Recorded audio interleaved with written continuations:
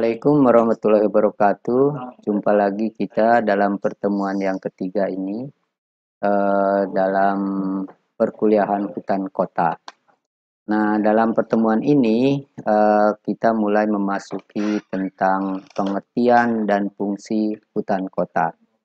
Nah, dalam pertemuan ini kita akan membahas tentang pengertian hutan kota, tipe-tipe hutan kota, kemudian fungsi hutan kota. Ada fungsi ekologis, fungsi ekonomis, dan fungsi sosial budaya.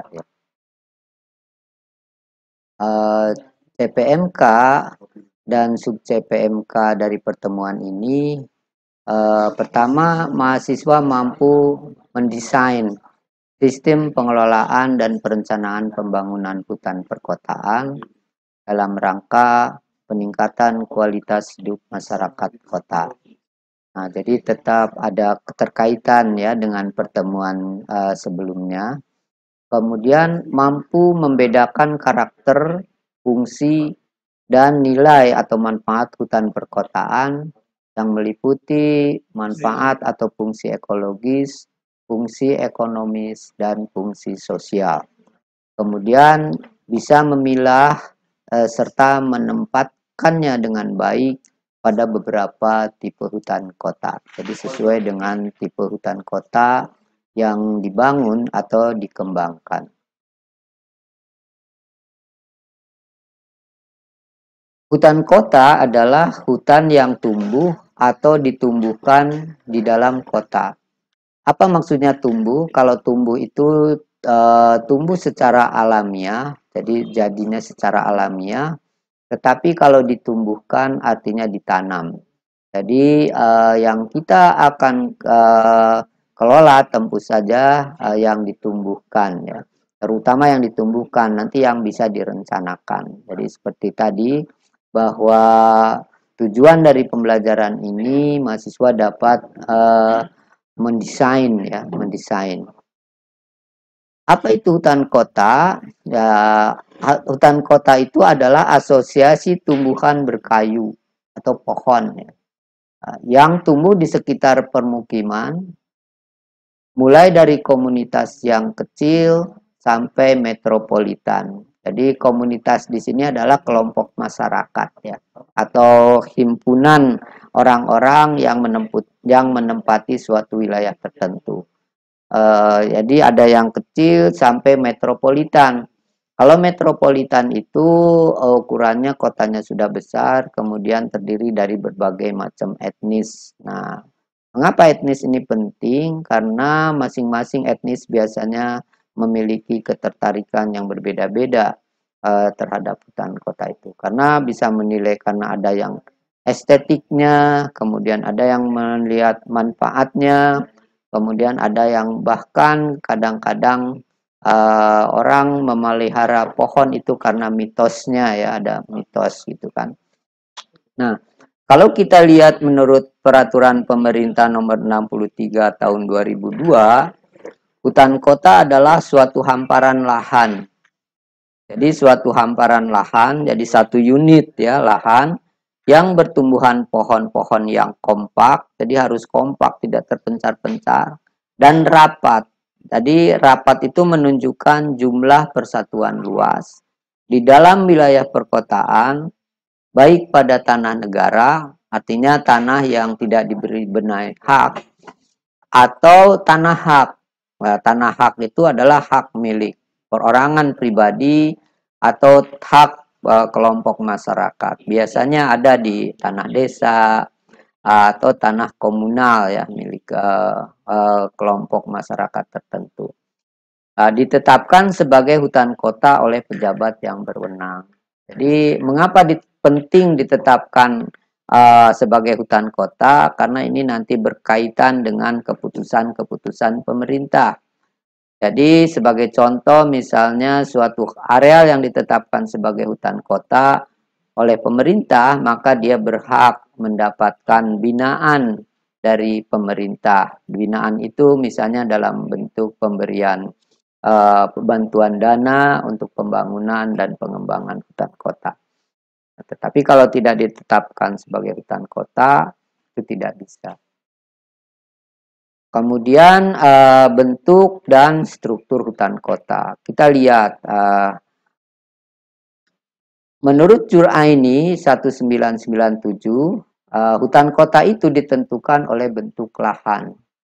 Juraini ini adalah orang yang kompeten dalam hutan kota di Indonesia karena beliau itu adalah dulu mahasiswa S3 di IPB dan penelitiannya tentang pembangunan hutan kota, terutama di Jakarta. Nah, waktu itu pembangunan hutan kota baru mulainya gitu kan, baru dimulailah, terus dikembangkan secara intensif, terutama di Jakarta. Nah, menurut Juraini ini, hutan kota itu ada yang bergerombol atau menumpuk. Nah, dengan luasan minimum 0,4 hektar. Jadi 0,4 hektar itu adalah 4.000 meter persegi. Nah, di sini komunitas vegetasi terkonsentrasi pada satu areal, yaitu areal yang 0,4 hektar ini. Kemudian jumlah pohon minimal 100 batang dan jarak tanam bisa beraturan, bisa juga tidak beraturan. Nah, biasanya tidak beraturan ya. Agak berbeda dengan hutan yang ditanam untuk menghasilkan pohon ya, ditanam dengan silvikultur tertentu. Kemudian ada yang menyebar. Nah, kalau yang menyebar ini dia tidak memiliki pola tertentu, tetapi di dalam suatu wilayah dia menyebar. Jadi ada gerombol-gerombol pohon gitu kan di beberapa tempat. Kemudian kalau kita dibuat agregat, maka jumlah pohonnya itu bisa memenuhi lebih dari 100 batang. Nah, ini komunitasnya menyebar dalam bentuk rumpun tadi atau gerumbulan-gerumbulan kecil.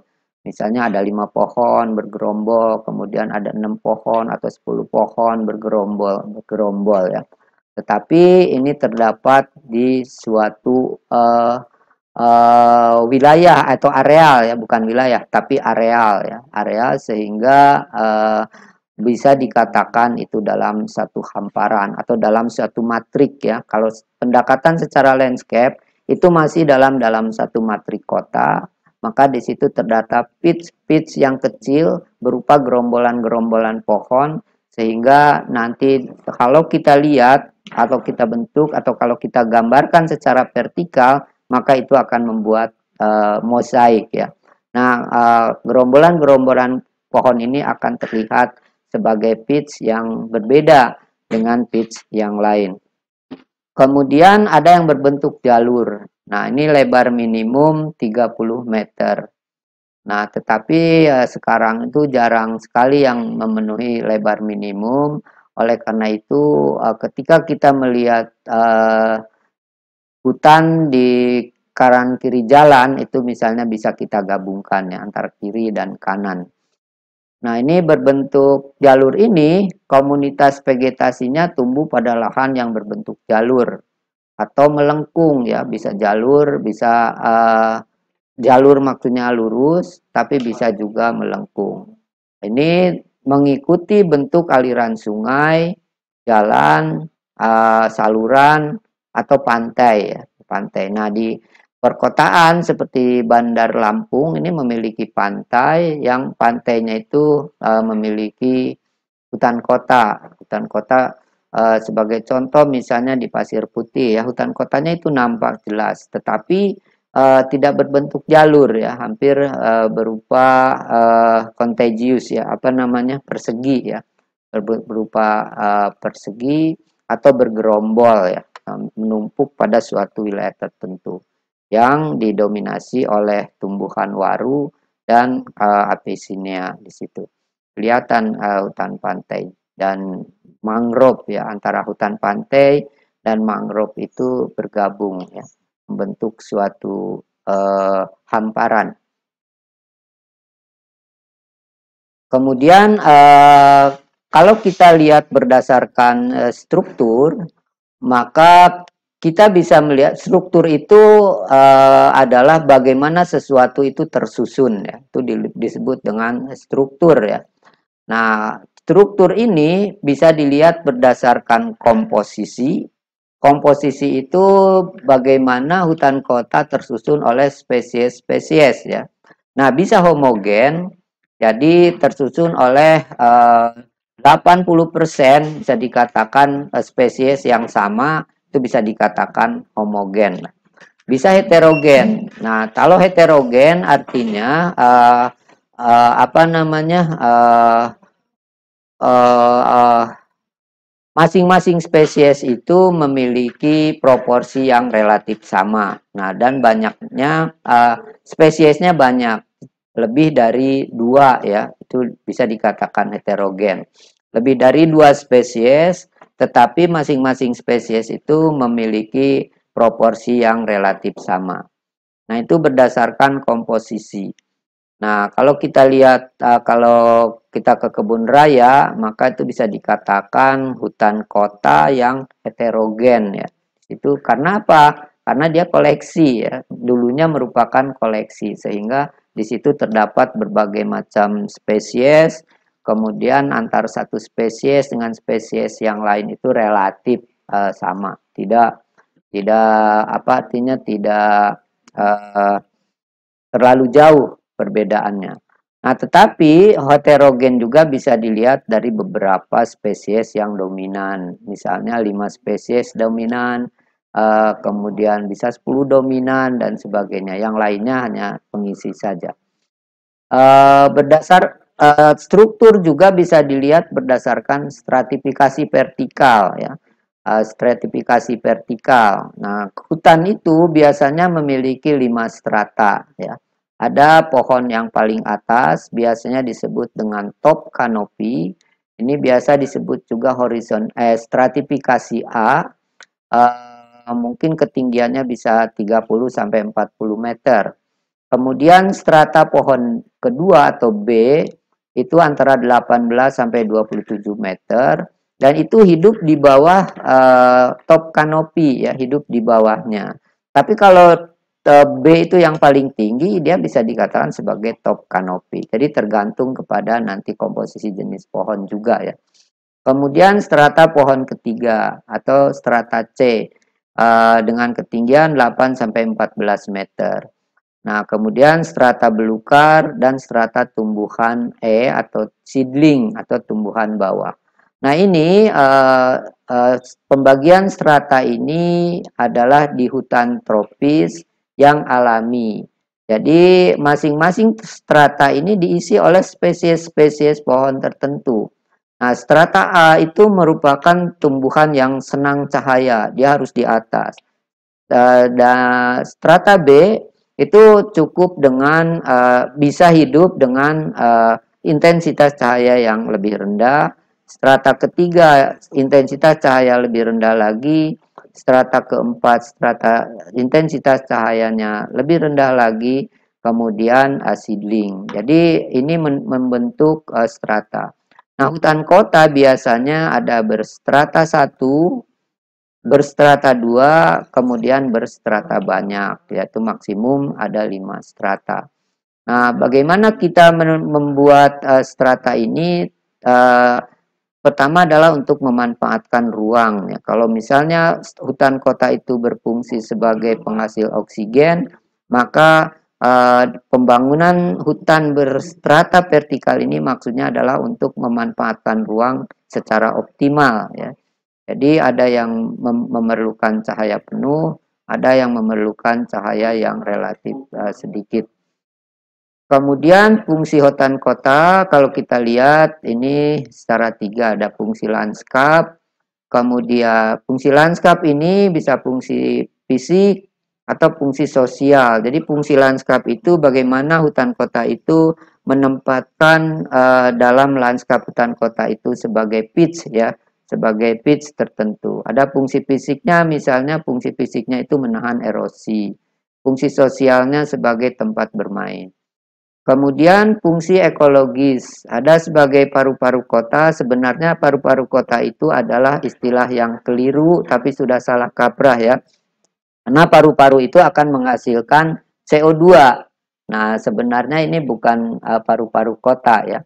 eh, tetapi ya penghasil oksigen lah, penghasil oksigen. Kemudian menciptakan suhu dan kelembaban tertentu sehingga udara itu menjadi segar sebagai habitat satwa, sehingga kita di kota itu bisa melihat satwa terutama burung, kita bisa mendengarkan kicauan-kicauan burungnya, sebagai pelindung tanah, mencegah tanah dari erosi, sebagai pengendalian polusi, dia sebagai penyerap dan penjerap polutan. Kalau penyerap itu dia masuk ke dalam sistem metabolisme tumbuhan, kalau penjerap dia nempel atau diikat jadi dalam pohon itu, ketika hujan dia akan jatuh ke tanah sehingga tidak berterbangan di udara. Kemudian peredam kebisingan. Jadi hutan kota ini bisa meredam, jadi mendispersikan suara ya yang datang dari sumber suara. Kemudian fungsi estetika, yaitu untuk rekreasi, ya, rekreasi. Kemudian fungsi lanskap ini sebagai unsur struktur ruang, kemudian fungsi fisik tadi sebagai pelindung kondisi fisik alam sekitarnya dari angin, sinar matahari, pemandangan yang kurang bagus, dan dari bau. Nah, struktur vegetasi ini ditentukan oleh arsitektur pohon, ukuran, bentuk, kerapatan, dan atau kerindangan. Nah, dalam arsitektur lanskap, vegetasi berfungsi sebagai penghubung suatu bangunan dengan bangunan yang lain atau sebagai koridor ya. Koridor sebagai pemersatu dan penyelaras lingkungan yang seolah-olah tidak beraturan. Jadi kalau ada lingkungan yang tidak beraturan, kita bisa bikin tabir ya. Kemudian membuat titik-titik areal-areal tertentu nanti sebagai benchmark ya, bisa sebagai benchmark dia. Kemudian penghalus atau pelembut kekakuan unsur-unsur arsitektur yang keras. Misalnya di lingkungan yang semua serba beton, serba bangunan, kita bisa menanam pohon. Kemudian sebagai pembingkai pemandangan terpilih. Ini sebagai unsur landscape. Kemudian sebagai fungsi sosial untuk tempat interaksi sosial, tempat ngobrol, tempat bermain, untuk mendapatkan inspirasi dan sebagainya. Bisa berfungsi sebagai sarana pendidikan dan penelitian, kemudian menimbulkan rasa sehat, nyaman dan tenang atau amenity, kemudian juga bisa memberikan atau menghasilkan atau bisa nilai ekonomi ya, bisa menghasilkan nilai ekonomi. Ini fungsi sosialnya. Kemudian fungsi ekologis tadi sebagai paru-paru kota, menyerap CO2 dan menghasilkan O2. Jadi di seluruh dunia ini hutan kota ini bisa menghasilkan 150 juta ton per tahun. Artinya menyerap ya. Kemudian menghasilkan 400 juta ton per tahun. Nah, satu hektar daun hijau menyerap 8 kg CO2. Nah, ini nanti bisa kita ekivalenkan ya, kalau 1 hektar, kalau 10 hektar atau berapa kan. Kemudian selain O2 dalam proses fotosintesis juga dihasilkan bahan organik. Ini yang sangat penting bagi kehidupan organisme, tentunya konsumen ya. Kemudian CO2 yang dihasilkan digunakan untuk tumbuhan dan respirasi. Tumbuhan muda biasanya P per R, fotosintesis per respirasinya lebih besar dari 1, sedangkan kalau sudah tua relatif 1. Sehingga kalau kita ingin membangun hutan kota sebagai penyerap oksigen, penyerap CO2 dan penghasil oksigen, harus selalu diremajakan agar P per R-nya lebih dari 1. Jangan tergantung tujuan ya tadi. Tapi kalau misalnya tumbuhan pohon itu sangat bersejarah, jangan juga ditebang. Kemudian tumbuhan menggunakan CO2 sampai ke 30 meter di atasnya. Jadi 30 meter itu masih bisa diserap. Tapi kalau sudah lewat 30 meter itu nanti akan lepas ke atmosfer. Kemudian meningkatkan kelembaban tadi karena bisa mengurangi intensitas sinar matahari sehingga penguapan bisa berkurang ya. Kemudian akibatnya maka udara di situ menjadi lembab, tetapi karena sinar matahari kurang maka selain lembab juga dingin. Karena kalau lembab tetapi temperatur tinggi itu akan menjadi tidak enak ya, akan jadi gerah. Nah, nanti makanya kalau kita ingin mengukur indeks kenyamanan, nanti diukur berdasarkan temperatur dan kelembaban. Kemudian untuk evaporasi tadi bisa permukaan daun itu bisa menghasilkan evaporasi. Tetapi selain dari evaporasi, penguapan dari permukaan, pohon juga bisa melakukan transpirasi, yaitu pengeluaran air melalui proses metabolisme. Kemudian sebagai habitat satwa, bisa tempat mencari makan, bisa tempat bersarang, bisa tempat bermain, bisa juga sebagai tempat berlindung ya. Kemudian sebagai pelindung tanah dan erosi, ini mekanisme perlindungan yaitu mencegah dari terjadinya erosi splash ya.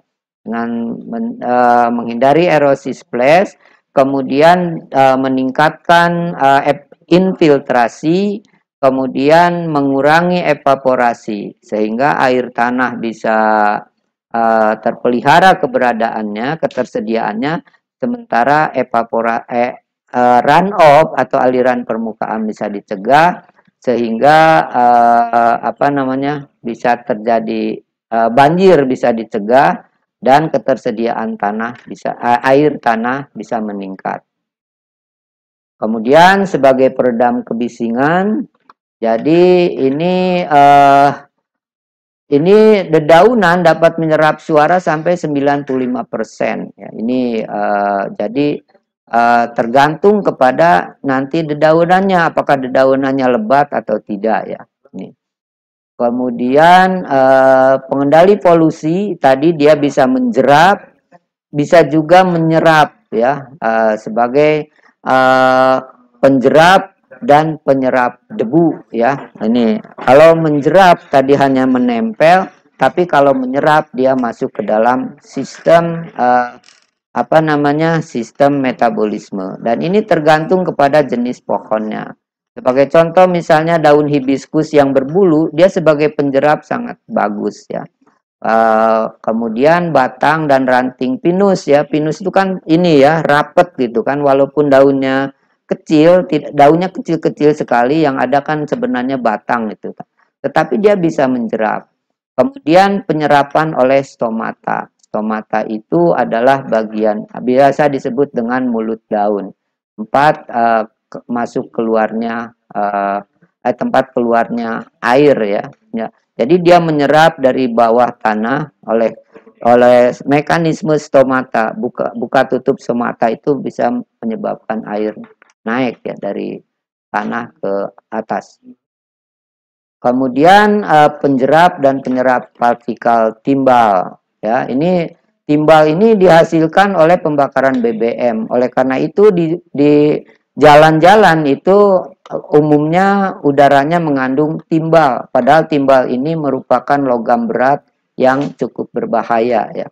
Nah, oleh karena itu beberapa jenis pohon di sini seperti agathis, wittenia, podocarpus imbricus dan myristica ini bisa menjerap timbal ya. Nanti oleh karena itu tadi pemilihan pohon itu merupakan hal yang sangat penting. Nah, ini adalah sebagai contoh bagaimana penjerapan timbal. Jadi nanti bisa dilihat ya kalau memang diperlukan kita ingin memilih pohon. Nah, kemudian penjerap dan penyerap debu semen. Nah, ini juga sangat penting, terutama di areal-areal yang berdekatan dengan pabrik semen, kita bisa memilih pohon-pohon seperti ini. Ini berdasarkan Irawati tahun 90 ya. Oleh karena itu tadi pemilihan pohon itu merupakan hal yang sangat penting. Kemudian mengurangi bahaya hujan asam. Nah, hujan asam ini umumnya terjadi di daerah industri ya. Sebagai contoh misalnya ini SO4 dan NO3 ketika di udara dia berbentuk partikel-partikel senyawa gas ya. Kemudian ketika hujan dia akan bereaksi dengan air hujan sehingga membentuk asam yang kuat.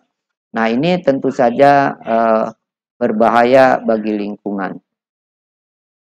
Kemudian penyerap karbon monoksida ini juga penting. Sebagai windbreak ini bisa mengurangi angin kencang 75 sampai 80% ya. Nah, syaratnya dahan harus kuat, daun tidak mudah gugur, perakarannya kuat, kerapatan cukup dan tinggi